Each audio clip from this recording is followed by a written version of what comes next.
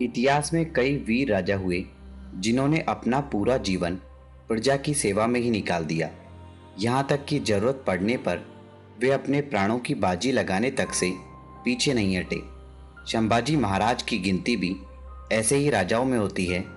कहते हैं कि जब मुगलों का भारत में शासन था तो कुछ मुगल शासक निरंकुश नीति को अपनाते हुए लोगों पर जुल्म करने पर उतारू हो गए थे।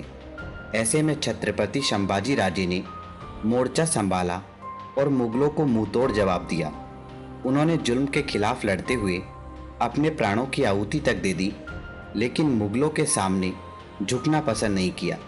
तो आइए ऐसे वीर योद्धा को जानने की कोशिश करते हैं। छत्रपति संभाजी राजे के जन्म को लेकर कहीं सटीक जानकारी नहीं मिलती, लेकिन माना जाता है कि उनका जन्म 16वीं सदी के आसपास हुआ था। वह मराठा साम्राज्य के संस्थापक छत्रपति शिवाजी के बेटे थे। वह ठीक से चलना तक नहीं सीख पाए थे कि उनकी मां सईबाई का निधन हो गया। इस समय उनकी उम्र 2 साल की ही रही होगी। मां के निधन के बाद उनका पालन पोषण जीजाबाई ने किया।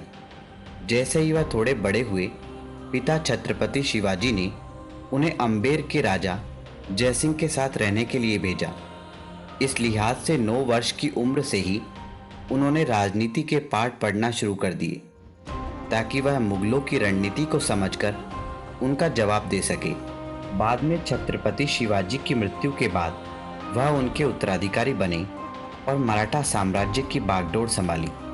उनके निजी जीवन की बात की जाए तो संभाजी महाराज ने राजनीतिक समझौते के चलते जीवुबाई से विवाह कर लिया और मराठा रीति रिवाजों के अनुसार उनका नाम येसुबाई रखा। संभाजी अपनी शौर्यता के लिए प्रसिद्ध रहे। उन्होंने बेहद कम समय के शासनकाल में करीब 120 युद्ध लड़े, जिनमें उनकी सेना का पराक्रम हमेशा दुश्मन पर भारी पड़ा।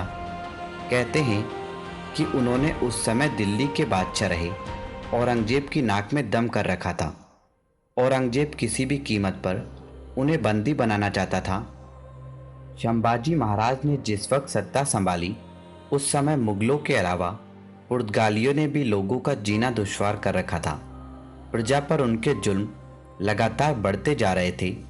संभाजी को इसकी खबर मिली तो उन्होंने उनके खिलाफ मोर्चा खोल दिया।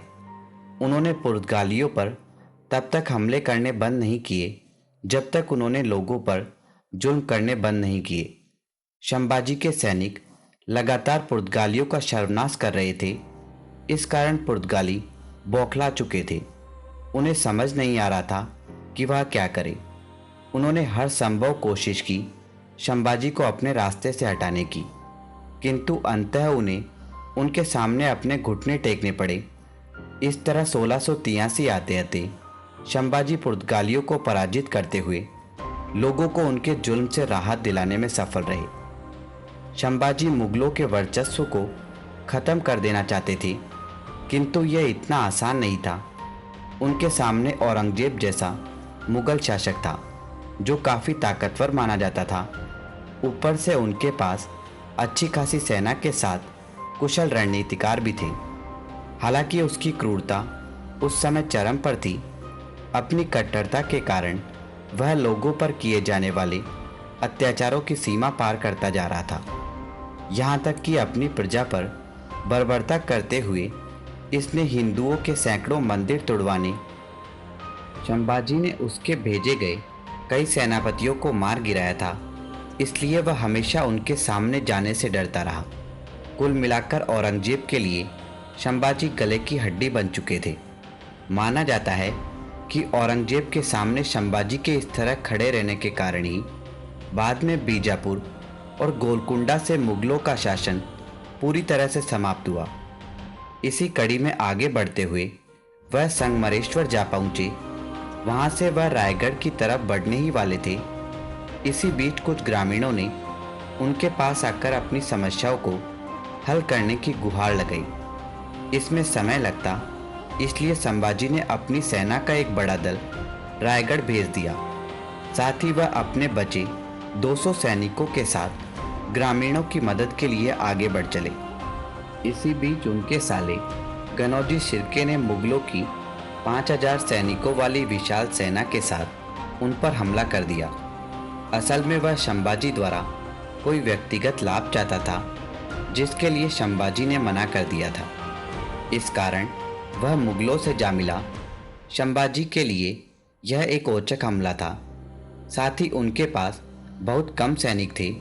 ऐसे में मुगल सेना का सामना उनके लिए आसान नहीं था। वह भाग सकते थे, लेकिन उन्होंने मुगलों का डटकर मुकाबला करने का रास्ता चुना और अंत तक उनको मारते रहे। हालांकि वह अपनी हार को टाल नहीं सके और अंततः अपनी साथी कवि कलश के साथ बंदी बना लिए गए। संभाजी का बंदी बनाया जाना औरंगजेब के लिए सुखद खबर थी। जैसे ही संभाजी को उनके सामने पेश किया गया, वह जमकर मुस्कुराया और उन पर यातनाएं शुरू करवा दी। इस पर भी उनका मन नहीं भरा तो उसने उनकी जुबान काटते हुए आंखें निकाल देने के आदेश दे दिए। गजब की बात तो यह थी कि इतनी यातनाओं के बावजूद संभाजी का साहस नहीं टूटा। वह औरंगजेब के सामने झुके तक नहीं। यह देखकर औरंगजेब बुरी तरह बौखला गया और उसने 31 मार्च 1689 को उनको मौत दे दी। औरंगजेब ने सोचा था कि संभाजी की मौत के बाद मराठा साम्राज्य खत्म हो जाएगा, लेकिन ऐसा हो न सका। संभाजी की मृत्यु के बाद मराठाओं ने एकजुट होकर उसका सामना किया और मराठा साम्राज्य को जीतने का उसका सपना सपना ही रह गया। अपने लोगों के लिए सारी उम्र लड़ने वाले संभाजी मृत्यु को भले ही प्यारे हो गए, लेकिन उनके साहस की कहानी आगे आने वाले लोगों के लिए प्रेरणा का स्रोत बनी।